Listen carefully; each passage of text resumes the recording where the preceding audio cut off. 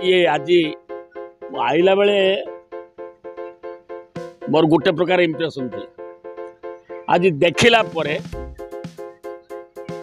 जे मु भावुचे खतवाड़ रे पद्म फूल फुटुଛି कारण ये गाँ सहित मु उत्तप्रोत भाव जड़ित छोट पिला वयस्क एवं माँ मानक समस्त प्रणाम जनाऊँ मत से संकटमोचन हनुमान जोटा बट हनुमान कहते आशीर्वाद से डाकी आने मत से डाकिक आनिले चाल देखू से बट हनुमान को किए तेणु मुझे आशा करुँच निश्चित भाव में मोर अंडरे पंचायतर समस्ते जो अच्छा समिति मेम्बर आमर दुख गला कड़े समस्ते आमर छुआ मान भगवान से संकटमोचन हनुमान संकट ये करूँ आज जो उत्सव वार्षिक उत्सव आहरी फलवती हो एवं आशा करुच्ची मुझे हाथ जोड़ी मुझे नना प्रति ममतार बंधन भितर बांधि रखिए मुझे आशा पसंद कर आमर ये बट हनुमान ट्रस्ट तरफ द्वितीय वार्षिक महोत्सव बट हनुमान अनुष्ठित हो जाइए वार्षिक महोत्सव 3 दिन धरी चली आम दीर्घ 3 दिन धरी 14/4/2024 रु 16/4/2024 पर्यंत महोत्सव टी अनुष्ठित करूँ। प्रथम दिन आम एक मागणा स्वास्थ्य शिविर करूँ ए 75 जन रोगी को मागणा औषध बंटन होता। यही कार्यक्रम आमर निगम hospital assistant professor doctor Bhaskar Chandra Sahu आमको सहयोग करते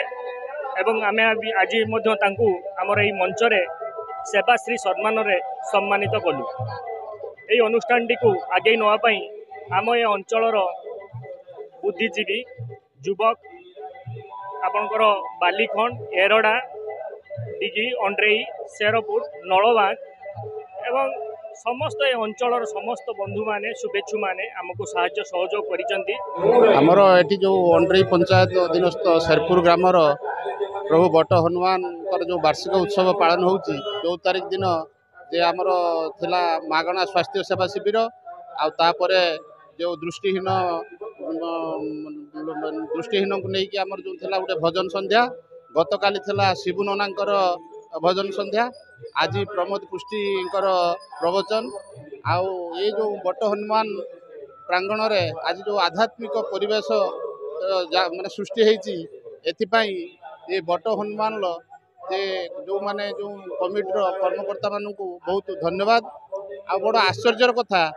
जो बयसर पिला माने जे क्लब करुचंती क्रिकेट खेलुचंती जे मद मांसर बुड़ुचंती किंतु एठी सेई 18-19 रु 25 वर्ष भितर युवक माने तांको मन रे जो आध्यात्मिक भावना सृष्टि होती आउ ए अंचलटा को एक आध्यात्मिक परिवेश सृष्टि कलेनी सेथिपाई प्रभु बट हनुमान पाखरे मु प्रार्थना करुच्ची तांकर ये जो चिंताधारा आउरी आगो जाऊ। शेरपुर बट हनुमान द्वितीय वार्षिक उत्सव अवसर में मुझे आसी दर्शन करिछि। प्रभु हनुमान पाखरे मोर गुहारी जणैछि सारा अंचलवासी एवं ओडिशावासी भारतवासी मंगल कामना करुछि एवं समग्र भारतवासी ओडिशावासी एवं विशेषकर आम निर्वाचन मंडली समस्त साधारण जनता को मु रामनवमी पूर्वर मोर शुभेच्छा और अभिनंदन जनाऊँगी। समस्ते आज प्रभु रामलला प्राण प्रतिष्ठा हैला परे भव्य मंदिर प्रतिष्ठा हैला परे रामंकर महिमा को समस्ते विश्वास को नहीं आस्था प्रकट करिसेंती। आज सारा भारत वर्ष गोटे सूत्र रे बंधा होइछि रामंक प्रेम रे समस्ते बांधी होइछंती।